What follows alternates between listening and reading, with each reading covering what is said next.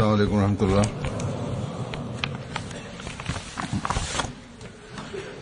अशहदु अल्ला इलाहा इल्लल्लाह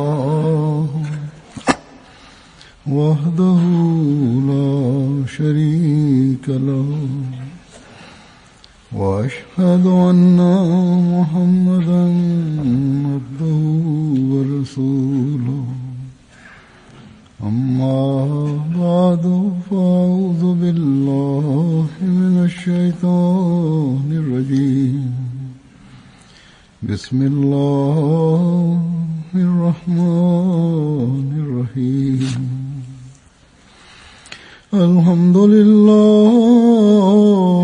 रब्बिल आलमीन अर्रहमानिर रहीम मालिकि यौमिद्दीन इय्याका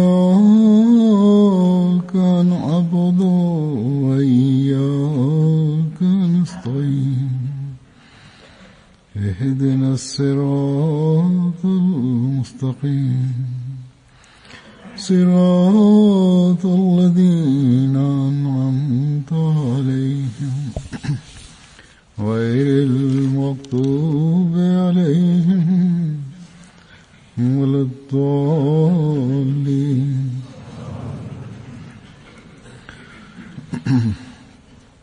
हिन वक़्त मां हज़रत मुस्लिह मऊद रज़ियल्लाहु ताला अन्हु जूं बयान फरमायल कुझु ॻाल्हियूं बयानु कंदुसि जन जो तालुक़ सौंस धो या कंहिं वास्ते सां हज़रत मसीह मऊद अलैहिस्सलातु वस्सलाम सां आहे।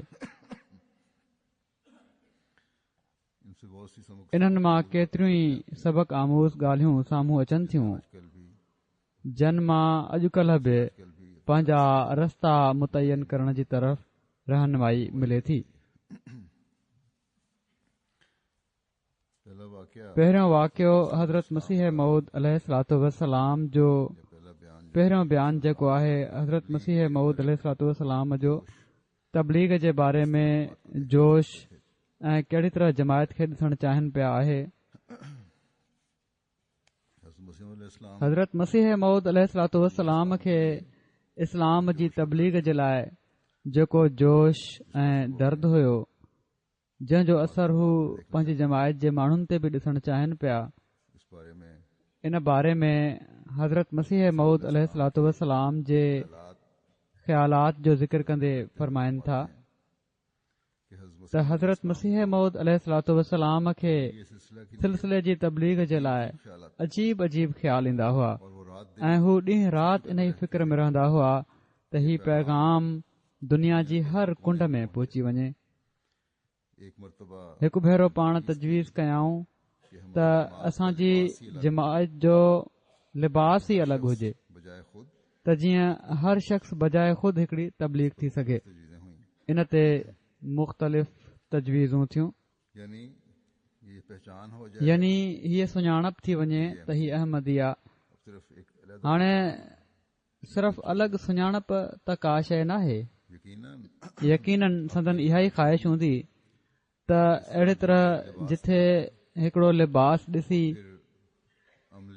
ऐं पोइ अमली ऐं एतिक़ादी हालत ॾिसी गैरनि जी तवजो हूंदी उते ख़ुदि बि अहसासु रहंदो त मां हिकिड़े अहमदी जी हैसियत सां सुञातो वेंदुसि। इन लाइ मां पंहिंजी अमली ऐं एतिक़ादी हालत खे सही बि रखणो आहे। सो अॼु बि असांखे अहसासु पैदा करण जी ज़रूरत आहे त पोशाक का शइ नाहे, पर घटि में घटि असां जूं हालतूं अहिड़ियूं हुजनि जो हर हिकु असांखे ॾिसी सुञाणे सघे त ही अहमदी आहे ऐं ही ॿियनि खां जुदा आहे। पोशाक जी ॻाल्हि थी रही हुई त हज़रत मुस्लिम मऊद चवनि था त कहिड़े क़िस्म जो मुबलिग खे या हिकिड़े दीन जो कमु करण वारे जी शिकिल कहिड़ी हुजणु घुर्जे। पाण फरमाइनि था त तबलीग जे लाइ हीअ ॻाल्हि ज़रूरी आहे त मुबलिग जी शिकिल मोमनाणी हुजे ख़ुदामुल अहमदिया खे नसीहत कंदे पाण फरमायाऊं त सो मां ख़ुदामुल अहमदिया खे तवजो ॾियारां थो त उन्हनि जी ज़ाहिरी शिकिल इस्लामी शिआर जे मुताबिक़ हुअणु घुर्जे ऐं उन्हनि खे पंहिंजनि ॾाढ़ियुनि में वारनि में ऐं लिबास में सादगी अख़्तियार करणु घुर्जे। इस्लाम तव्हां खे साफ़ ऐं नज़ीफ़ लिबास पाइण खां नथो रोके। साफ़ लिबास हुजे, उनजी नफ़ासत हुजे, उन खां रोके नथो, बल्कि हू ख़ुदि हुकुम ॾिए थो त तव्हां ज़ाहिरी सफ़ाई खे महलूज़ रखो ऐं गंद जे वेझो बि न वञो, मगर लिबास में तकल्लुफ़ अख़्तियार करणु मना आहे। अहिड़ी तरह थोरी देर खां पोइ किन माण्हुनि जी आदत हूंदी आहे पंहिंजे कपड़नि खे ॾिसंदा आहिनि, कोट जे कॉलर खे ॾिसणु, उन ते मिटी त नाहे पइजी वई। हीअ हिकड़ी फज़ूल ॻाल्हि आहे। हज़रत मसीह मौद अलैहिस्सलाम जी ख़िदमत में के माण्हू सुठा सुठा कपड़ा आणींदा हुआ ऐं पाण उन्हनि कपड़नि खे इस्तेमाल बि कंदा हुआ, पर कॾहिं बि लिबास जी तरफ़ अहिड़ी तवजो न फरमाईंदा हुआ जो हर वक़्तु बुर्श कराए रहिया हुजनि ऐं दिलि में हीउ ख़्यालु हुजे त लिबास ते किथे मिटी न पइजी वञे। पाण चवनि था त कपड़नि ते बुर्श कराइण मना नाहे, पर इन ते वधीक ज़ोर ॾियणु, पंहिंजे वक़्त जो घणो हिसो इन्हनि ॻाल्हियुनि ते ख़र्च करे छॾणु पसंदीदा नथो समझी सघिजे। पाण चवनि था किन माण्हुनि खे एॾो कॉम्प्लेक्स हूंदो आहे लिबास जो मूं ॾिठो आहे त के माण्हू दावत जे मौक़े ते रोणहार की शिकिल बणाए वठंदा आहिनि त असां वटि फलाणे क़िस्म जो कोट कोन्हे या फलाणे क़िस्म जो लिबास कोन्हे। इंसान वटि जंहिं क़िस्म जो बि लिबास हुजे, ओड़े क़िस्म जे लिबास में उनखे ॿियनि सां वॾे एतमाद सां मिलण वञणु घुर्जे। असुल शइ त ओघड़ ढकण आहे, निफ़ासत आहे, नज़ाफ़त आहे, सफ़ाई आहे। जॾहिं ओघड़ ढकण जो लिबास मौजूद आहे ऐं उन जे बावजूद को शख़्स कंहिं शख़्स सां मुलाक़ात खां इन लाइ महरूम थी थो वञे जो मूं वटि फलाणे क़िस्म जो कोट नाहे या फलाणे क़िस्म जो पहिरियाण कोन्हे, हीउ दीन नाहे बल्कि दुनिया आहे।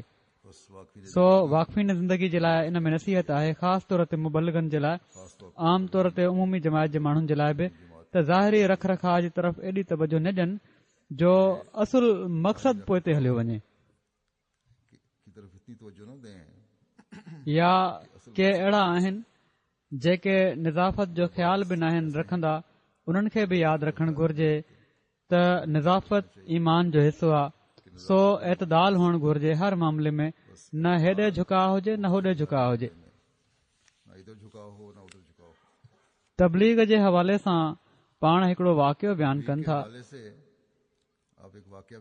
चवनि था, फरमाइनि था त तबलीग ते ख़ासि तौर ते ज़ोर ॾिनो वञे। दिल्ली पाण विया त चवनि था त हिन भेरे हिते दिल्ली में मुंहिंजे लाइ हिकिड़ी हैरत नगेज़ ॻाल्हि हीअ थी जो हाणे दिल्ली वारनि उबतन सुबतन बहसनि खे छॾे ॾिनो आहे। न त इन खां पहिरियां जॾहिं बि मूंखे हिते अचण जो मौक़ो मिलियो या इतफ़ाक़ थियो, दिल्ली जा हर क़िस्म जा माण्हू मूंसां मिलण जे लाइ ईंदा हुआ ऐं अजीब अजीब क़िस्म जो बहस शुरू करे ॾींदा हुआ ऐं कंहिं बि कॾहिं बि माक़ूल ॻाल्हि न कई हुई। मूंखे यादि आहे, फरमाइनि था, मूंखे यादि आहे मां ओॾी महिल नंढड़ो हुयुसि, मां हिते आयुसि ऐं पंहिंजे मिटनि माइटनि वटि तरसियल हुयुसि। हैदराबाद जा हिकिड़ा मिट भाउ बि असांजी उन मिट नानी वटि मिलण आया हुआ जन वटि हज़रत अम्मा जान तरसियल हुयूं। उन्हनि मूं ॾांहुं इशारो करे पुछियो उन मिट भाउ त हीउ छोकिरो केरु आहे? नानी चयो त फलाणे जो पुटु आहे, यानी हज़रत अम्मा जान जो नालो वरिताई। हज़रत अम्मा जान जो नालो ॿुधी हू मूंखे चवण लॻो त तुंहिंजे पीउ कहिड़ो लुड़ मचाए ॾिनो आहे। माण्हू चवनि था त इस्लाम जे ख़िलाफ़ केतिरनि क़िस्मनि जूं ॻाल्हियूं कनि था।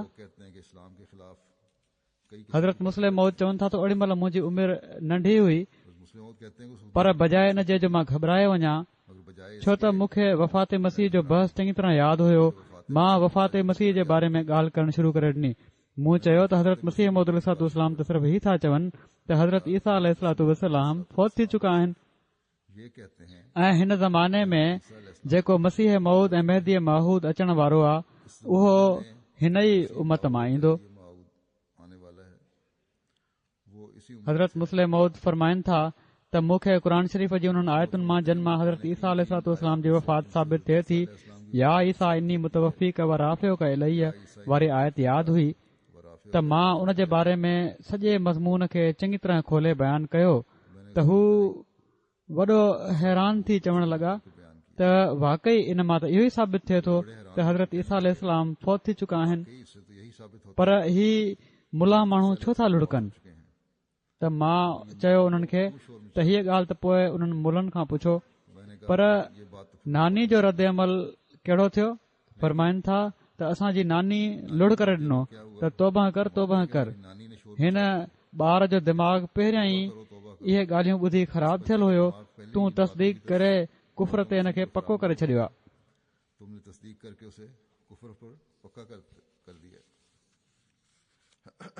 पोइ तबलीग जे हवाले सां ई पाण हज़रत मसीह मौद अलैहिस्सलाम जे हिकिड़े असहाबी जे तबलीग जे तरीक़े खे बयानु फरमाइनि था त मियां शेर मोहम्मद साहिब अणपढ़ियल माण्हू हुआ। हज़रत मसीह मौद अलैहिस्सलाम जे पुराणनि असाबनि मां हुआ। हू फनाफिद्दीन क़िस्म जे माण्हुनि मां हुआ। टांगो वाहींदा हुआ। ग़ालबन फलोर मां ही जॻह जो नालो आहे। सुवारियूं खणी बंगा वेंदा हुआ। उन्हनि जो तरीक़ो हुयो त सुवारी खे टांगे में विहारे वठंदा हुआ ऐं टांगो हलाईंदा वेंदा हुआ ऐं सुवारियुनि सां ॻाल्हि ॿोल शुरू करे ॾींदा हुआ। अख़बार अल हकम घुराईंदा हुआ। खीसे मां अख़बार कढंदा हुआ ऐं सुवारियुनि खां पुछंदा हुआ त तव्हां मां को पढ़ियल आहे। जेकॾहिं को पढ़ियल हूंदो हुयो त उनखे चवंदा हुआ त हीअ मुंहिंजे नाले अख़बार आई आहे, थोरो इहा पढ़ी त ॿुधायो। टांगे में वेठल लोॾा खाईंदड़ माण्हू चाहींदो आहे त उनखे को शुगुल लभी पवे, उहो ख़ुशी सां पढ़ी ॿुधाइण शुरू करे ॾींदो। जॾहिं उहो अख़बार पढ़ण शुरू करे ॾींदो हुयो त हू बहस शुरू करे ॾींदा हुआ त हीउ छा लिखियल आहे, इन जो छा मतिलबु आहे, यानी ही ख़ुदि मियां शेर मोहम्मद साहिब। ऐं अहिड़ी तरह बहस कंदा हुआ जो उन जे ज़हन यानी पढ़ण वारे जे ज़हन खे जेको अहमदी न हूंदो हुयो सोचे जवाबु ॾियणो पवंदो हुयो ऐं ॻाल्हि चङी तरह उन जे ज़हन नशीन थी वेंदी हुई। हज़रत मुस्लिम मौद फरमाइनि था त हीउ वाक़ियो उन्हनि मूंखे ॿुधायो हुयो त उन वक़्तु उन्हनि जे ज़रिए डज़न खां वधीक अहमदी थी चुका हुआ। हीउ सिर्फ़ अल्फज़ल या अलहकम पढ़ाइण जे ज़रिए सां। उन खां बाद हू केतिरनि सालनि ताईं ज़िंदा रहिया। ख़बर नाहे केतिरा माण्हू उन्हनि जे ज़रिए अहिड़े तरीक़े सां अहमदियत में दाख़िल थिया। मक़सदु ज़रूरी नाहे त असांखे कमु शुरू करण जे लाइ वॾे आलिम माण्हुनि जी ज़रूरत आहे, बल्कि अहिड़नि इलाइक़नि में जिथे को पढ़ियल लिखियल माण्हू नथो मिली सघे, जेकॾहिं अणपढ़ियल अहमदी मिली वञे त अणपढ़ियल ई असां वटि मोकिलियो वञे। उनखे ज़ुबानी मसइला सम्झाए सघजनि था कि जेके नंढियूं जमायतूं आहिनि, परे जूं जमायतूं आहिनि, उन्हनि जे लाइ ख़ासि हिदायत आहे त जीअं कमु शुरू थी वञे। जेकॾहिं असीं इन इंतज़ार में रहूं त आलिम माण्हू मिलनि त ख़बर नाहे उन्हनि जे अचण ताईं केतिरो ज़मानो गुज़री वेंदो। हाणे बि बावजूदि इन जे जो अल्लाह ताला जे फज़ल सां जामियात में तमामु चङे भले अंग में मुरबी अची रहिया आहिनि, पर पोइ बि ज़रूरत पूरी नथी थी सघे मुस्तक़बिल क़रीब में, छो त आलिमनि खे मज़हब जी बारीकियुनि में वञणो पवंदो आहे। इन लाइ उन्हनि खे इल्मु हासिल करण में काफ़ी वक़्तु लॻी वेंदो आहे।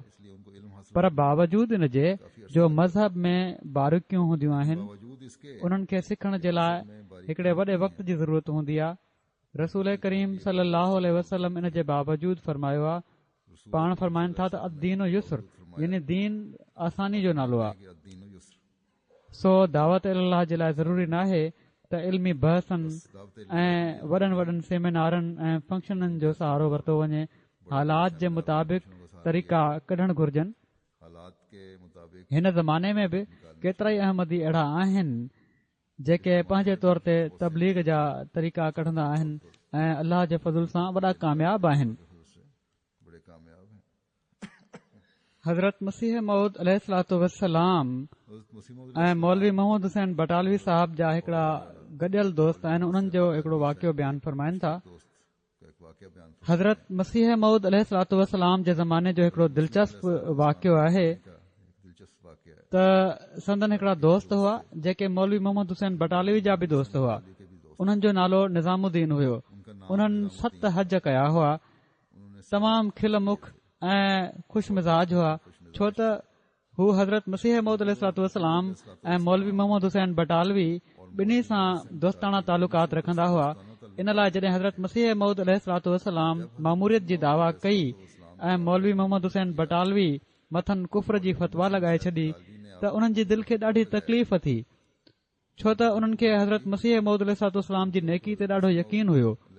हू लुधियाना में रहंदा हुआ ऐं मुख़ालिफ़ माण्हू जॾहिं हज़रत मसीह मौद अलैहिस्सलाम जे ख़िलाफ़ कुझु चवंदा हुआ त हू उन्हनि सां झेड़ो कंदा हुआ ऐं चवंदा हुआ त तव्हां पहिरियों हज़रत मिर्ज़ा साहिब जी हालत खे वञी त ॾिसो, हू त तमामु ई नेक माण्हू आहिनि ऐं मां उन्हनि वटि रही ॾिठो आहे त जेकॾहिं उन्हनि खे यानी हज़रत मसीह मौद अलैहिस्सलाम खे क़ुर शरीफ़ मां का ॻाल्हि सम्झाई वञे त हू फौरन मञण जे लाइ तयार थी वेंदा आहिनि।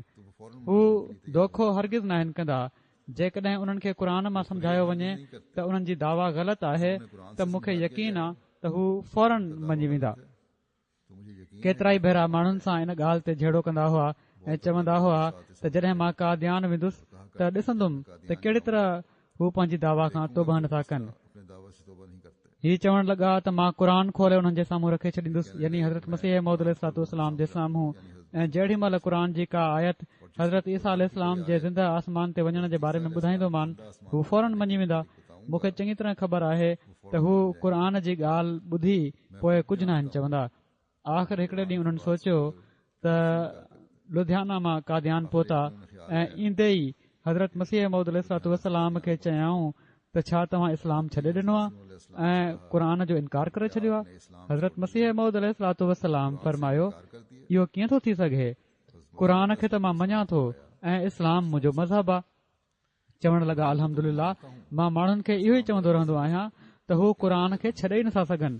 पोइ चवण लॻा, अच्छा, जेकॾहिं मां क़ुर शरीफ़ मां 100 आयतूं इन ॻाल्हि जे सबूत में ॾेखारे छॾियां त हज़रत ईसा अलैहिस्सलाम आसमान ते ज़िंदा हलिया विया आहिनि, त छा तव्हां मञी वेंदव? हज़रत मसीह मौद अलैहिस्सलाम फरमायो त 100 आयतुनि जी त कहिड़ी ॻाल्हि, जेकॾहिं तव्हां हिकु ई आयत मूंखे अहिड़ी ॾेखारे छॾियो त मां मञी वेंदुसि। चवण लॻा, अल्हम्दुलिल्लाह, मां माण्हुनि सां इहे ई बहस कंदो आयो आहियां त हज़रत मिर्ज़ा साहिब खां मञराइण त का ॾुखी ॻाल्हि कोन्हे, ईअं ई माण्हू लुड़ पिया था कनि। वरी चवण लॻा, अच्छा, 100 न सही, मां जेकॾहिं 100 आयतूं ई हयात मसीह जे सबूत में पेश करे छॾियां त छा तव्हां मञी वठंदव? पाण फरमायाऊं, मां त चई छॾियो आहे त जेकॾहिं तव्हां हिकु ई आयत अहिड़ी पेश करे छॾींदो त मां मञी वठंदुसि। क़ुर शरीफ़ जी जहिड़ी तरह 100 आयतुनि ते अमल करणु ज़रूरी आहे, अहिड़ी तरह उन जे हिकु हिकु लफ़्ज़ ते अमल करणु ज़रूरी आहे। हिकु या 100 आयतुनि जो सुवाल ई कोन्हे। चवण लॻा, अच्छा, 100 न सही, 50 आयतूं जेकॾहिं मां पेश करे छॾियां त छा तव्हांजो वाइदो रहियो त तव्हां पंहिंजूं ॻाल्हियूं छॾे ॾींदव? हज़रत मसीह मौद अलैहिस्सलाम वरी फरमायो त मां त चई चुको आहियां त तव्हां हिकु ई आयत जेकॾहिं पेश कयो त मां मञण जे लाइ तयारु आहियां। हाणे हज़रत मसीह मौद अलैहिस्सलाम जीअं जीअं इन ॻाल्हि ते पके थियण जो इज़हार कंदा वञनि, उन्हनि खे शक थींदो पियो वञे त शायदि एतिरियूं आयतूं क़ुर शरीफ़ में न हुजनि। आख़िर चवण लॻा, अच्छा, 10 आयतूं जेकॾहिं मां पेश करे छॾियां त पोइ तव्हां त ज़रूरु मञी वेंदव। हज़रत मसीह मौद अलैहिस्सलाम खिली ॾिनो ऐं फरमायाऊं त मां त पंहिंजी पहिरीं ॻाल्हि ते ई क़ाइमु आहियां, तव्हां जेकॾहिं हिकु ई आयत पेश कयो। चवण लॻा, अच्छा, मां हाणे वञा थो, 4-5 ॾींहनि में ईंदुसि ऐं तव्हां खे क़ुर मां अहिड़ियूं आयतूं ॾेखारे छॾींदुसि। उन्हनि ॾींहनि में मौलवी मोहम्मद हुसैन साहिब बटालवी लाहौर में हुआ ऐं हज़रत ख़लीफ़ा अव्वल बि उते हुआ ऐं मौलवी मोहम्मद हुसैन बटालवी सां ओड़ी महिल मुबाहिसे जे लाइ शर्तुनि जो तस्फ़ियो थी रहियो हुयो, यानी हज़रत मसीह मौद अलैहिस्सलाम सां को मुबाहिसो थियणो हुयो, उन जो तस्फ़ियो थी रहियो हुयो। हज़रत ख़लीफ़ा अव्वल ऐं मौलवी मोहम्मद हुसैन जे विच में, जंहिं जे लाइ पाण में खत पट थी रहिया हुआ, मुबाहिसे जो मौज़ू वफ़ात मसीह हुयो। मौलवी मोहम्मद हुसैन साहिब बटालवी ही पिया चवनि त छो त क़ुर शरीफ़ जी मुफ़सिर हदीस आहे, इन लाइ जॾहिं हदीसुनि मां का ॻाल्हि साबित थी वञे त उहा क़ुर शरीफ़ जी ॻाल्हि समझी वेंदी। तंहिं करे हदीसुनि जी रूह खां वफ़ात ऐं हयात मसीह ते बहस थियणु घुर्जे।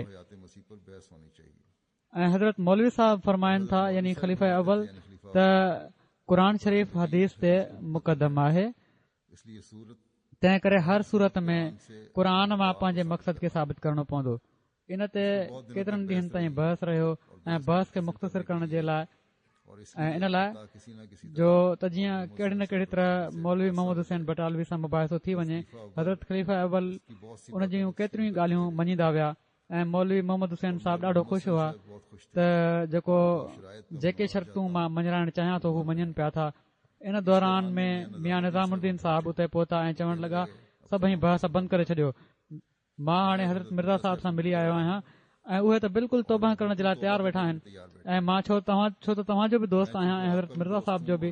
इन लाइ मूंखे इन इख़्तिलाफ़ सां ॾाढी तकलीफ़ थी आहे। मूंखे हीअ बि ख़बर हुई त हज़रत मिर्ज़ा साहिब जी तबियत में नेकी आहे, इन लाइ मां उन्हनि वटि वयुसि ऐं उन्हनि खां हीउ वाइदो वठी आयो आहियां त क़ुर मां 10 आयतूं हज़रत ईसा अल जे आसमान ते वञण जे बारे में ॾेखारियूं वञनि त हू हयात मसीह अल जा क़ाइल थी वेंदा। तव्हां मूंखे अहिड़ियूं 10 आयतूं ॿुधाए छॾियो। मौलवी मोहम्मद हुसैन साहिब बटालवी जी तबियत में कावड़ ॾाढी हुई ऐं जल्दबाज़ हुआ। चवण लॻा, निभागा तूं मुंहिंजो सॼो कमु ख़राब करे छॾियो।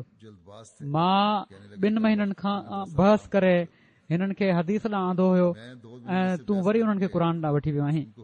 मियां निज़ामुद्दीन साहिब चवण लॻा, अच्छा त 10 आयतूं बि तव्हांजी ताईद में कोन्हनि? हू चवण लॻा, तूं जाहिल माण्हू आहे, तोखे कहिड़ी ख़बर क़ुर जो छा मतिलबु आहे? हू चवण लॻा त अच्छा त पोइ जाॾे क़ुर आहे ओॾां मां बि। हीअ चई हू कादियान आया ऐं उन्हनि हज़रत मसीह मौद अलैहिस्सलाम जे हथ ते बैत करे वरिती। त पाण फरमाइनि था त ॾिसो क़ुर ते हज़रत मसीह मौद अलैहिस्सलाम खे केॾो न एतमाद हुयो ऐं पाण केॾे न वसूख सां फरमाइनि पिया त क़ुर संदन ख़िलाफ़ नथो थी सघे। इन जो हीउ मतिलबु त न आहे त क़ुर जो हज़रत मसीह मौद अलैहिस्सलाम सां को ख़ासि रिश्तो आहे या उन जो जमायत अहमदिया सां को ख़ासि तालुक़ आहे। क़ुर त सचाई जी वाट ॾेखारींदो ऐं जेका धुर सच ते हूंदी उन जी हिमायत कंदो। हज़रत मसीह मौद अलैहिस्सलाम खे छो त यकीन हुयो त पाण हक़ ते आहिनि, इन लाइ क़ुर बि साणनि गॾु हो। इहो ई सबबु आहे जो हज़रत मसीह मौद अलैहिस्सलाम फरमाईंदा हुआ त जेकॾहिं मुंहिंजी का दावा क़ुर जे मुताबिक़ न हुजे त मां उन खे गंद जी टोकरी में उछले छॾियां। इन जो हीउ मतिलबु हरगिज़ न आहे त हज़रत मसीह मौद अलैहिस्सलाम खे पंहिंजी दावा जे बारे में को शक हुयो, बल्कि हीउ चवण जो सबबु ही हुयो जो खेनि यकीन हुयो त क़ुर मुंहिंजी तस्दीक ई कंदो। हीअ उमेद आहे जंहिं दुनिया में खेनि कामयाब करे छॾियो। सो हर अहमदी खे हमेशा पुरएतमाद रहणु घुर्जे त क़ुर शरीफ़ हज़रत मसीह मौद अलैहिस्सलाम ऐं जमायत अहमदिया सां गॾु आहे ऐं हीअ क़ुर शरीफ़ जी ताईद ई आहे जो जेका रोज़ानो जमायत जे अंग खे पाक फितरत माण्हुनि जा सीना रोशन करे वधाए रही आहे।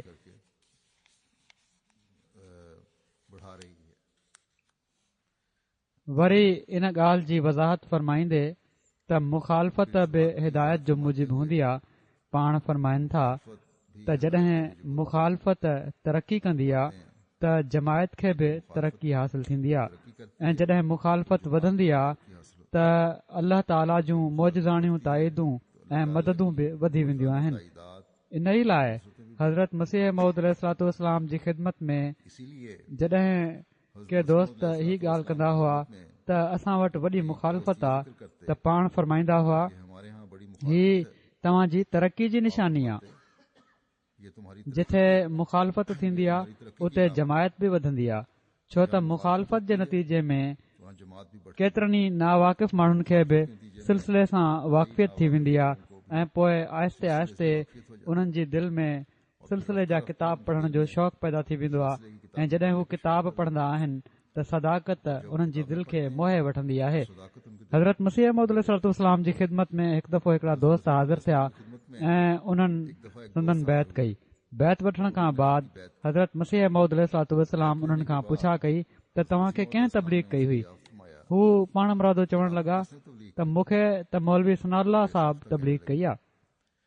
हज़रत मसीह मौद अलैहिस्सलाम हैरत विझां फरमायो त उहो कीअं? हू चवण लॻा त मां मौलवी साहब जी अख़बार ऐं उन्हनि जा किताब पढ़ंदोसि ऐं मां हमेशा ॾिसंदोसि त उन्हनि में जमायत अहमदिया जी शदीद मुखालफ़त हूंदी हुई।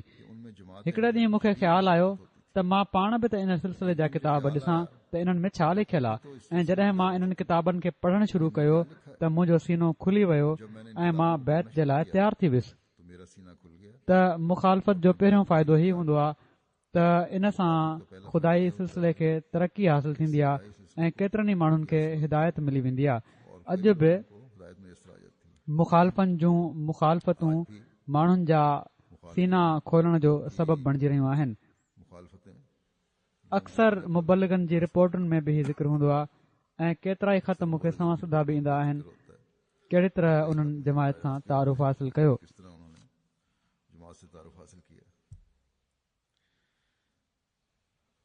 हज़रत मुस्लिम मऊद ही बयानु फरमाईंदे त अल्लाह ताला अहमदी थियण खां पोइ हिकड़े अणपढ़ियल खे बि कहिड़ी तरह अकुल ॾेई छॾींदो आहे ऐं हू हाज़िर जवाब थी वेंदो आहे। हिकड़ो वाक़ियो बयानु कनि था। फरमाइनि था त लुधियाने जे इलाइक़े जो हिकड़ो माण्हू मियां नूर मोहम्मद साहब हुयो। उन अदना क़ौमुनि में इस्लाम जी तबलीग जो अहद कयो हुयो। हू भंगियुनि में तबलीग कंदा हुआ, सफ़ाई करण वारनि में, जिन में अक्सरियत ईसाइन जी बि हुई ऐं सवें भंगी हुननि जा मुरीद थी विया हुआ। उन्हनि हज़रत मसीह मौद अलैहिस्सलाम ते ईमान आंदो ऐं हिननि जा कुझु मुरीद बाज़ दफ़ा हिते बि अची वेंदा हुआ, छो त हू सम्झंदा हुआ त हज़रत मिर्ज़ा साहब असांजे पीर जा पीर आहिनि। हिते असांजे हिकड़े मिट्री में चाचे सिर्फ़ हज़रत मसीह मौद अलैहिस्सलाम जी मुखालफ़त ऐं संदन दावा ते चिथर करण लाइ पंहिंजो पाण खे भंगियुनि जो पीर मशहूर कयो हुयो। ॿियो त कुझु न करे सघिया, भंगियुनि जो पीर मशहूर करे छॾियऊं ऐं उन्हनि जी दावा हुई त मां लाल बैग आहियां, यानी भंगियुनि जो पेशवा आहियां। हिकु दफ़ो के उहे माण्हू जेके भंगियुनि मां मुस्लमान थी चुका हुआ हिते आया, उन्हनि खे हुको छिकण जी आदत हुई। उन माण्हू जी मजलिस में, यानी ही जेके पंहिंजो पाण खे भंगियुनि जो पीर चवनि पिया, हूअ मुग़ल हुआ। उन माण्हू जी मजलिस में जॾहिं उन्हनि हुको ॾिठो त हुके जे लाइ उन्हनि वटि वञी वेठा। हज़रत मुस्लिम मौद फरमाइनि था त असांजे इन मिट्री में चाचे उन्हनि सां मज़हबी ॻाल्हि ॿोल करणु शुरू करे ॾिनी ऐं चयाईं त तव्हां मिर्ज़ा साहब वटि छो आया आहियो? तव्हां त दरअसल मुंहिंजा मुरीद आहियो।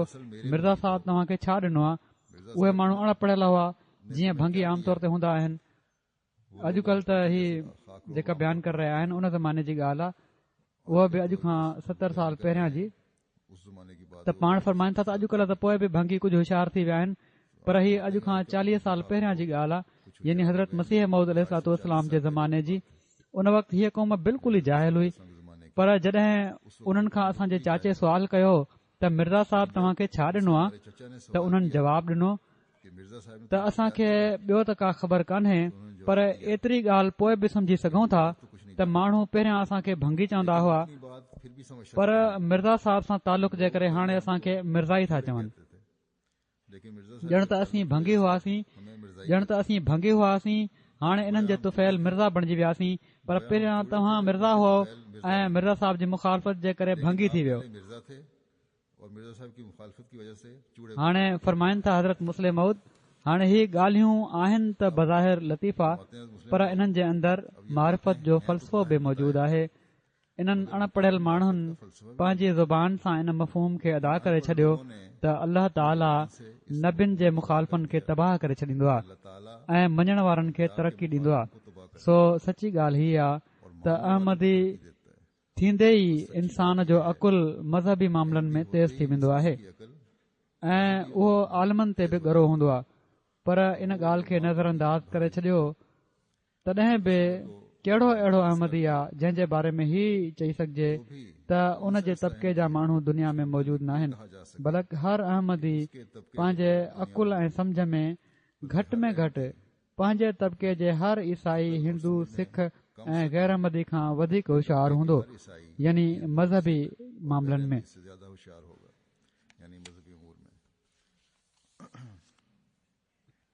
अहमदन जे इख़लास जा निराला अंदाज़ इखलास ऐं हज़रत मसीह मौद अलैहिस्सलाम जे इल्हाम खे पूरो करण जी ख़्वाहिश इस्लाम के इल्हाम को पूरा कर ऐं पोइ अहमद जे करे दुश्मनी खे मुंहुं ॾियणु और फिर ऐं अहमद जे करे ई दुश्मनीअ जो मोहबत में मटिजी वञण जो हिकिड़ो वाक़ियो आहे। मोहब्बत में बदल जाने का हज़रत मुस्लिम मौद बयानु वाक़या फरमाइनि था त मूंखे पंहिंजे नंढपण जे ज़माने में ज़िले गुजरात जे माण्हुनि जो हिते अचणु यादि आहे, यानी कादियान अचणु। गुजरात के लोग उन वक़्तु सियालकोट ऐं गुजरात सिलसिले जा मर्कज़ सम्झा वेंदा हुआ। सियालकोट गुरदासपुर तमामु पोइते हुयो, छो त क़ाइदो आहे, कानून आहे त नबी जो पंहिंजे वतन में वधीक क़दुरु नाहे थींदो। अपने वतन में ज्यादा कदर नहीं उन ज़माने में सियालकोट पहिरें नंबर ते हुयो पर था। ऐं गुजरात ॿिए नंबर ते। मूंखे गुजरात जे केतिरनि ई माण्हुनि जूं शिकलियूं अञा ताईं यादि आहिनि। मूंखे यादि आहे त केतिरा इन इख़लास जे करे से इस इखलास की वजह से त जीअं हू हज़रत मसीह मौद अलैहिस्सलाम जे इन इल्हाम खे पूरो करण वारा बणजनि त यातीक मिन कुल्ल फजिन अमीक। इन करे न त खेनि माली तंगी हूंदी हुई, माली तंगी पंधु करे कादियान ईंदा हुआ। माली तंगी जे करे न, बल्कि इल्हाम पूरो करण जे लाइ बल्कि पंधु करे कादियान ईंदा हुआ सियालकोट ऐं गुजरात मां। सियालकोट गुजरात उन्हनि में वॾा वॾा मुख़लिस हुआ जेके हज़रत मसीह मौद अलैहिस्सलाम सां कुर्ब रखंदा हुआ। हीअ बि ज़िले गुजरात जे माण्हुनि जो ई वाक़ियो आहे वाक़या है। जेको हाफ़िज़ रोशन अली साहिब मरहूम ॿुधाईंदा हुआ ऐं मां बि इन जो ज़िक्र करे चुको आहियां त जलसे सालाने जे ॾींहनि में हिकिड़ी जमात हिकिड़े पासे खां अची रही हुई ऐं ॿी ॿिए पासे खां पंधु अची रहिया हुआ। हाफ़िज़ साहिब दूसरी तरफ से चवनि पिया त मूं ॾिठो त उहे ॿई टोला, कहते जेको हिकिड़ो हिकिड़े पासे खां अची रहियो हुयो ऐं हिकिड़ो ॿिए पासे खां अची रहियो हुयो, ॿई टोला जॾहिं हिक ॿिए सां मिलिया त रोअण लॻी पिया। जब एक दूसरे को मूं पुछियो मान त तव्हां छो था रो? चवण लॻा पूछा तुम त हिकिड़ो हिसो असां मां उहो आहे जंहिं पहिरियां ईमान आंदो। एक हिस्सा हम में से वो है उन्हनि अचण वारनि ॿिनि टोलनि मां हिकिड़ो हिसो उहो हुयो जन पहिरियां ईमान आंदो ऐं इन जे करे हिस्सा वो था जो पहले ईमान लाया। ॿिए हिसे जे तरफ़ां उनखे एतिरे क़दुरु तकलीफ़ ॾिनी वई। हिस्से की तरफ उन इलाइक़े जा रहण वारा हुआ ऐं एॾियूं तकलीफ़ूं पहुचायूं वयूं जो आख़िर हू ॻोठ छॾण ते मजबूर थी विया। पोइ असांखे उन्हनि जी का ख़बर न हुई त हू काॾे हलिया विया। कुझु वक़्त खां पोइ अल्लाह ताला अहमदियत जो नूर असां में बि फैलाए छॾियो अल्लाह ताला ने ऐं असीं अहमदियत का नूर जेके अहमदिन खे पंहिंजनि घरनि मां कढण वारा हुआसीं मुखालफ़त जे करे, पाण अहमदी थी वियासीं। मुखालफत की वजह से जेके मुखालिफ़ हुआ उहे बि अहमदी थी विया। पोइ जो मुखालफीन थे वो पहिरियां बैत करण वारनि खे कढण खां पोइ चवनि था हाणे असीं हिते जो पहुता आहियूं त इतफ़ाक़न अल्लाह ताला जी हिकमत हेठि असांजा उहे भाइर जिन खे असां पंहिंजे घरनि मां कढियो हुआसीं ॿिए पासे खां अची निकिता। दूसरी तरफ से आने जॾहिं असां उन्हनि खे ईंदे ॾिठोसीं त असांजूं दिलियूं उन दर्द जे जज़्बे सां भरिजी वयूं त ही माण्हू असांखे हिदायत जी तरफ़ छिकनि पिया, मगर असां और दावत करते थे। हिननि सां दुश्मनी ऐं वैर रखंदा हुआसीं एसि ताईं जो असां उन्हनि खे हिननि जे घरनि मां निकिरण ते मजबूर करे छॾियो। कर दिए बस इस वजह से अॼु ख़ुदा पंहिंजे फज़ुल सां असां सभिनी खे गॾु करे छॾियो आहे। सो इन जे करे असीं जज़्बाती थी रोई रहिया हुआसीं। सो ही अहमद जूं बरकतूं आहिनि त विछड़ियलनि खे गॾु कंदियूं आहिनि। शैतान जन जे विच में रंडक विझंदो आहे, अल्लाह ताला जे फज़ुल सां अहमद ते आख़िर वरी उन्हनि खे मिलाए छॾींदी आहे। इनशा अल्लाह ताला हाणे बि अहिड़ा नज़ारा थींदा। मुलनि जेको ही ग़लति तासुर आमतुल मुस्लिमीन खे ॾिनो आहे त हज़रत मसीह हथ सां पखी ठाहींदा हुआ ऐं पोइ उन्हनि में साह विझंदा हुआ परिंदे बनाते थे और फिर ऐं उहे आम पखियुनि वांगुरु उॾण लॻी पवंदा हुआ। और वो आम परिंदों की तरह हीउ क़ुर शरीफ़ खे न सम्झण जे करे आहे। ये कुरान करीम इन जो सिर्फ़ ही मतिलबु आहे समझने की त रूहानी क़ाबिलियत जे माण्हुनि खे तरबियत ॾेई इन क़ाबिल बणाए छॾींदा हुआ जो हू अल्लाह ताला जी तरफ़ रूहानी परवाज़ करण लॻी पवनि। ताला की तरफ बहरहाल रूहानी प्रवास करने लगे। हिकिड़ो अहिड़ो नज़रियो रखण वारा मौलवी साहब हज़रत मसीह मऊद अलैहिस्सलाम सां ॻाल्हि ॿोल करे रहिया हुआ मुस्लिम इस्लाम त पाण लिखनि था त हिकु दफ़ो हिकिड़े मौलवीअ पुछियो, से गुफ्तगू कर रहे थे तो अब लिखते हैं कि एक दफा एक मौलवी ने हज़रत मसीह मऊद अलैहिस्सलाम हिकु दफ़ो हिकिड़े मौलवी खां पुछियो त तव्हां जेको चओ था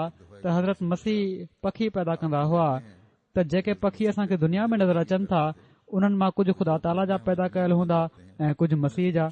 छा तव्हां इन्हनि ॿिन्ही में का फ़र्क़ वारी ॻाल्हि ॿुधाए सघो था जंहिं मां ख़बर पइजी सघे त कहिड़ा ख़ुदा जा पैदा कयल आहिनि ऐं कहिड़ा मसीह जा। कौन सा खुदा के पैदा कर इन ते उन मौलवी साहब पंजाबीअ में चयो ऐ त हुन मुश्किल है दोनो रल मिल गए ने ऐते हुन मुश्किल है यानी ही कम त हाणे ॾुखियो आहे छो त ख़ुदा ताला जा पैदा कयल ऐं मसीह जा पैदा कयल पखी पाण में रलजी मिलजी विया आहिनि। हाणे इन्हनि ॿिन्ही में फ़र्क़ु ॾुखियो आहे। जुड़ गए हैं।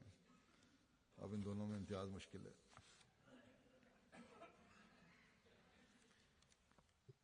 पोइ इन ॻाल्हि खे बयानु फरमाईंदे त हज़रत मसीह मौद अलैहिस्सलाम जे बारे में चयो वेंदो आहे त पाण ईसाइनि जे ख़िलाफ़ सख़्तु ज़बान इस्तेमालु कई अथनि। ईसाइयों के खिलाफ सख्त हालांकि इस्तेमाल की जेकॾहिं ॾिसजे त हक़ीक़त कुझु ॿी आहे। और देखा पाण जाए कुछ और है। खुद कॾहिं बि अगराई न कई हुआ। हज़रत मुस्लिम मौद फरमाइनि था त बाज़ दफ़ा जॾहिं ॻाल्हि हद खां वधी वेंदी आहे त पोइ कंहिं हद ताईं इन्हनि ॻाल्हियुनि जो जवाब बि ॾियणो पवंदो आहे। ईसाई हमेशा रसूल करीम सल्लल्लाहु अलैहि वसल्लम ते हमला कंदा हुआ हमेशा ऐं मुस्लमान छो त उन्हनि जे हमलनि जो जवाब न ॾींदा हुआ। इन लाइ हू ही सम्झंदा हुआ ईसाई दिया करते थे। त इस्लाम जे बानी में ऐब ई ऐब आहिनि। जेकॾहिं कंहिं मज़हब में ऐब नाहे त उहा यसू जी ज़ात आहे। मज़हब में ऐब नहीं हू मुसलमाननि जी शराफ़त जी ग़लति माना वठंदा हुआ। हू सम्झंदा हुआ त छो त असीं इल्ज़ाम हणूं था ऐं ही नथा हणनि थे कि चूंकि इन लाइ ख़बर पई त हक़ीक़त में हिननि जे सरदार में ही ॻाल्हियूं आहिनि। कि वाकया में उनके सरदार हज़रत मुस्लिम मौद फरमाइनि था त ॾींहंनि खां पोइ ॾींहं गुज़रिया, हफ़्तनि खां पोइ हफ़्ता, सालनि खां पोइ साल, सदियुनि खां पोइ सदियूं, 700-800 सालनि ताईं ईसाई लगातार साल तक इस गंदा इल्ज़ाम हणंदा रहिया मुसलमाननि ते या पाण सगोरन सल्लल्लाहु अलैहि वसल्लम जी ज़ात ते ऐं मुसलमान उन्हनि खे माफ़ कंदा रहिया। आख़िर हज़रत मसीह मौद अलैहिस्सलातु वस्सलाम खे अल्लाह ताला इजाज़त ॾिनी त हाणे तूं बि थोरो हिननि खे हथु ॾेखार और उन्हें बता ऐं हिननि खे ॿुधाए त असांखे तो में को ऐब नज़र अचे थो या न। जीअं त हज़रत मसीह मौद अलैहिस्सलातु वस्सलाम यसू खे मुखातिब कंदे उहे ॻाल्हियूं लिखणु शुरू कयूं जेके यहूदी संदन बारे में चवंदा हुआ या ख़ुद ईसाइनि जे किताबनि में लिखियल हुयूं।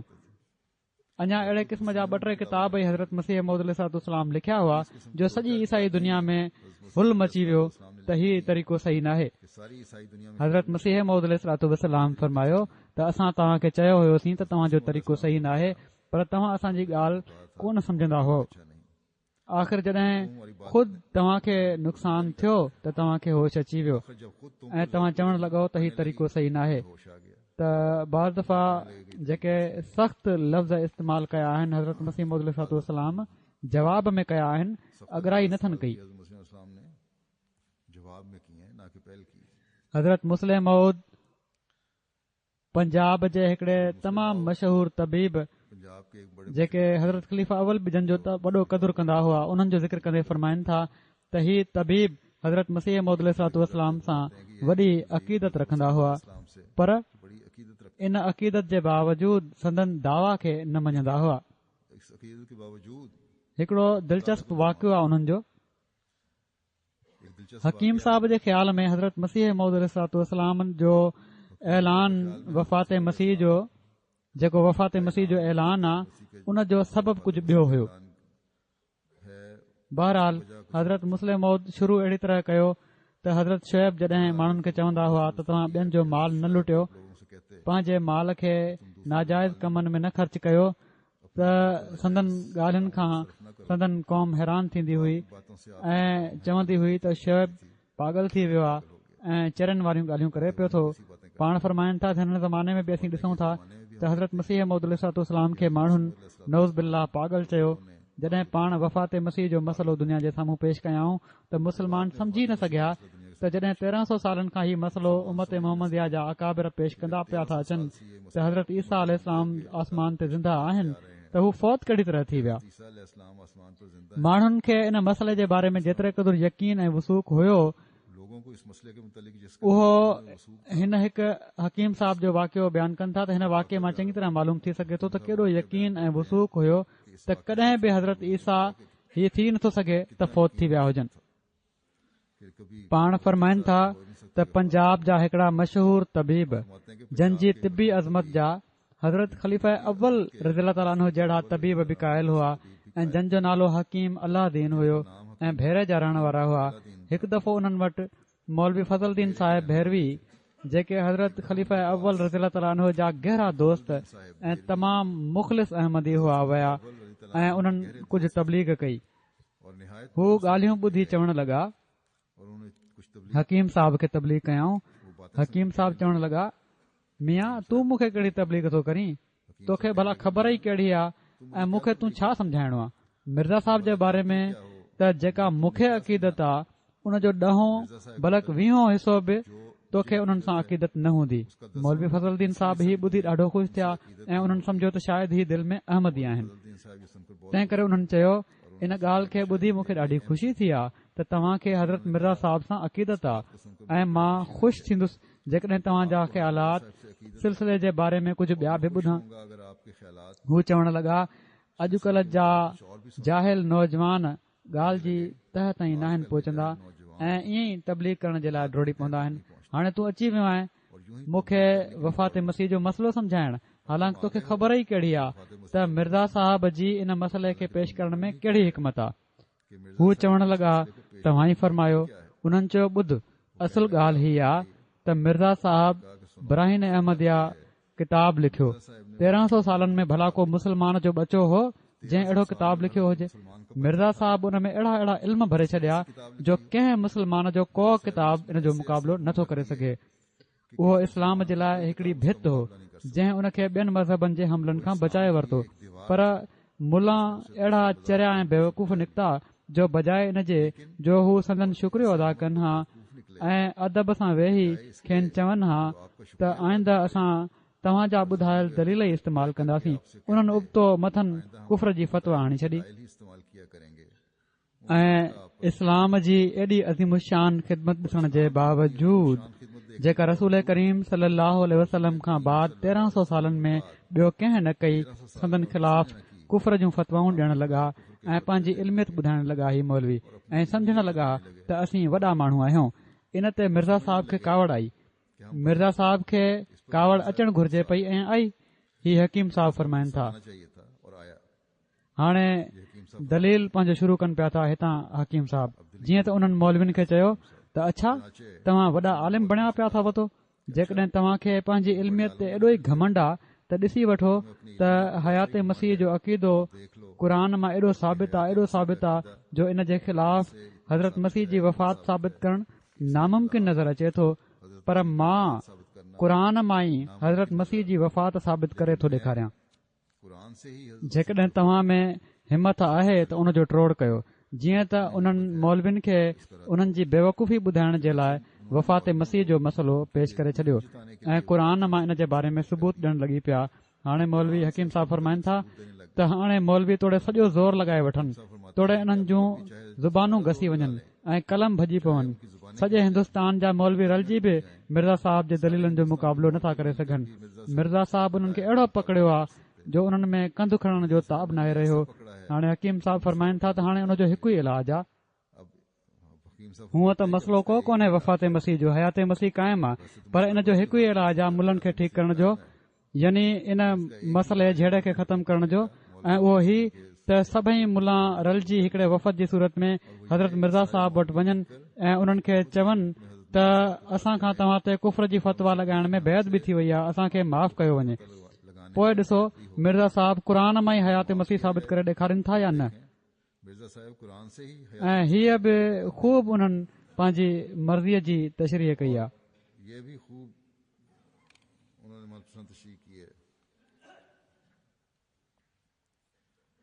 हाणे ॾिसो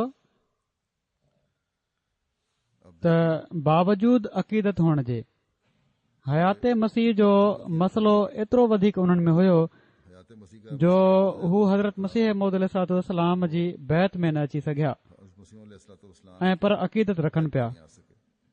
सो ही बि अल्लाह ताला जो फज़ुल आहे जंहिं ते थिए त उन खे ज़माने जे इमाम खे हक़ीक़त में मञण जी बि तौफ़ीक़ मिले थी। असांखे हमेशह हीअ ॻाल्हि यादि रखणु घुर्जे त वफ़ात मसीह जो मसइलो को नज़रियाती मसइलो न आहे, बल्कि तौहीद जे क़याम जे लाइ तमामु ज़रूरी आहे। ऐं हज़रत मसीह मौद अलैहिस्सलाम अची अल्लाह ताला जी तौहीद खे क़ाइमु करणो हुयो। जीअं त इन बारे में हज़रत मुस्लिम मौद फरमाइनि था त हज़रत मसीह मऊद अलैहिस्सलातु वस्सलाम हज़रत ईसा जी वफ़ात खे साबित करे इस्लाम ने कामिल तौहीद जे रस्ते में जेका रंडक हुई उन खे ख़तम करे छडि॒यो। कामिल इहो ई सबबु आहे में जो रोक थी जो पाण इन मसइले ते ॾाढो ज़ोर ॾींदा हुआ। कि आप इस मसले पर ॾींहुं राति इहो ई ज़िक्र फरमाईंदा रहंदा हुआ। हज़रत मुस्लिम मौद फरमाइनि था त मूंखे यादि आहे हिकु दफ़ो कंहिं चयो त हुज़ूर इन मसइले खे हाणे छॾे बि ॾियो दफ़ा किसी ने कहा कि त हुज़ूर खे जलाल अची वियो ऐं फरमायाऊं त मूंखे त कॾहिं कॾहिं इन जे बारे में एॾो जोश पैदा थींदो आहे मुझे तो जो मां सम्झंदो आहियां त शायदि चरियो नथी पवां। मुझे तो बाज़ औक़ात इन मसइले इतना जोश इस्लाम खे वॾो नुक़सान रसायो आहे हूं कि शायद ऐं असीं जेसि ताईं इन खे पीहीं न विझूं सुख जो साह नथा खणी सघूं। और हम जब तक उस हाणे के माण्हू चई छॾींदा आहिनि त हीउ कहिड़ो मसइलो आहे, मगर अहदियत जे रस्ते में रंडकूं आहिनि जिन खे ख़तम करण जे लाइ हज़रत मसीह मौद अलैहिस्सलाम खे एतिरे क़दुरु जोश हुयो ऐं इहो ई उहो जोश हुयो जंहिं ख़ुदा ताला जे फज़ल खे छिकियो आहे ऐं सदाकत जे लाइ बुनियाद क़ाइमु करे छॾियो अथई। ऐं असां मां हर हिकु जंहिंखे इस्लाम सां मोहबत आहे सम्झी सघे थो त हीअ हिकड़ी सिर्फ़ चिणग आहे उन बाहि जी जेका हज़रत मसीह मौद अलैहिस्सलाम जी दिलि में हुई। जेकॾहिं को महसूस करे थो त उन जी दिलि में ख़ुदा ताला जी मोहबत ऐं इस्लाम खे फैलाइण जी तड़प आहे त हू सम्झी सघे थो त हीअ सिर्फ़ हिकड़ी चिणग आहे उन बाहि जी जेका हुज़ूर अलैहिस्सलाम जी दिलि में हुई। सो असां जूं समूरियूं कोशिशूं बस हमारी तमाम इन ई नुक़्ते ते घुमण घुर्जनि ऐं इन ई में महसूर थियण घुर्जनि। इसी नुक़्ते पर पर जेकॾहिं असीं इन ॻाल्हि खे नथा सम्झी सघूं मसूर होनी चाहिए। त जेको कमु असीं कंदासीं तो जो तोड़े खणी उहो बज़ाहिर तौहीद हूंदो मगर दरअसल उहो कंहिं शिरक जो पेशखेमो हूंदो। मगर दरअसल वो किसी शिरक का पेशखेमा होगा। तौहीद बि हुजे पर शिरक जो पेशखेमो बि हुजे। है वो हीउ कहिड़ी तरह थींदो आहे इन जी वज़ाहत फरमाईंदे हिकिड़ो वाक़ियो पेश फरमायो आहे। हज़रत मुस्लिम मऊद फरमाइनि था त हज़रत मसीह मऊद अलैहिस्सलाम जे ज़माने में हिकिड़ा दोस्त हिते पढ़ंदा हुआ। हू रोज़ानो ई बहस कंदा हुआ त पाण सॻोरा सल्लल्लाहु अलैहि वसल्लम आलिमुल ग़ैब हुआ। उन्हनि जे मथे ते रूमी टोपी हुई। हिकिड़े ॾींहुं हिकिड़े शख़्स उन खे सॾु कयो ऐं चयईं उनके सर पर त छा तूं सम्झी सघे थो त पाण सॻोरनि सल्लल्लाहु अलैहि वसल्लम खे इन जो इल्मु थियो। समझ सकते हो। उन शख़्स बिना को शर्म महसूस कये चई ॾिनो त हा ज़रूर थियो। उस शख्स ने बगैर कोई शर्म महसूस किए कह दिया इन जो सबबु हज़रत मुस्लिम मौद फरमाइनि था इन जो सबबु इहो ई आहे त माण्हू वहदानियत ताईं वञनि था अहदियत ताईं नथा पहुचनि। लोग वादा हाणे ही ॿ शयूं आहिनि सम्झण वारियूं आदियत तक वहदानियत ऐं अहदियत। त वहदानियत ताईं त वञनि था ऐं अहदियत ताईं नथा पहुचनि जंहिं ते पहुची मालूम थींदो आहे त बेशक इंसान बि हिकु हद ताईं ख़ालिक आहे पहुंच कर मालूम होता है राज़िक आहे मगर पोइ बि ख़ुदा ताला अलॻि आहे ऐं मख़लूक अलॻि आहे। ॿिन्ही में को इतिहाद ज़ाती हरगिज़ नाहे न थी सघे थो। दोनों में कोई इत्तेहाद वाहिद ऐं अहद जी मुख़्तसिर लुग़त जे हवाले सां वज़ाहत करे थो छॾियां त जीअं सम्झण में सहूलियत थी वञे।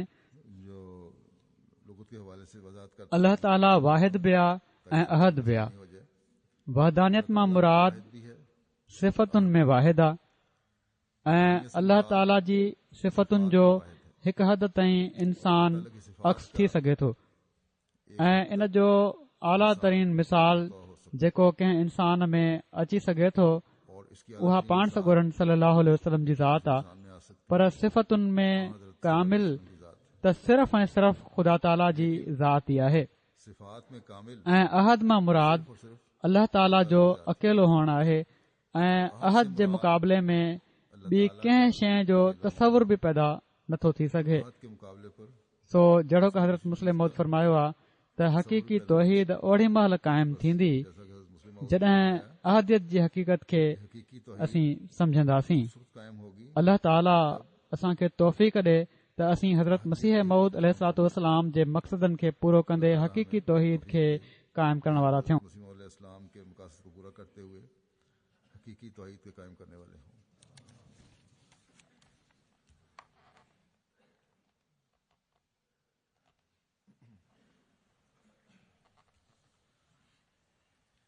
الحمد لله نحمده ونستعينه ونستغفره ونستغفره ونؤمن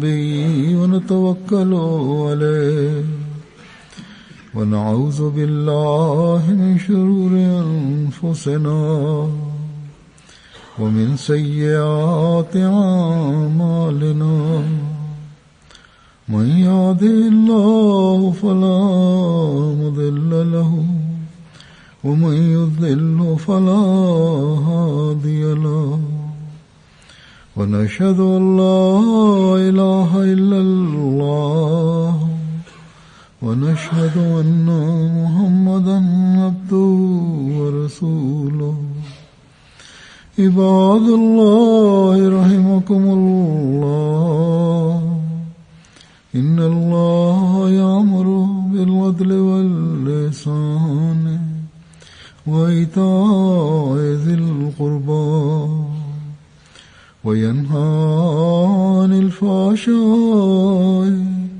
والمنكر والبغي يعظكم لعلكم تذكرون اذكروا الله يذكركم وادعوه يستجب لكم ولذكر الله أكبر.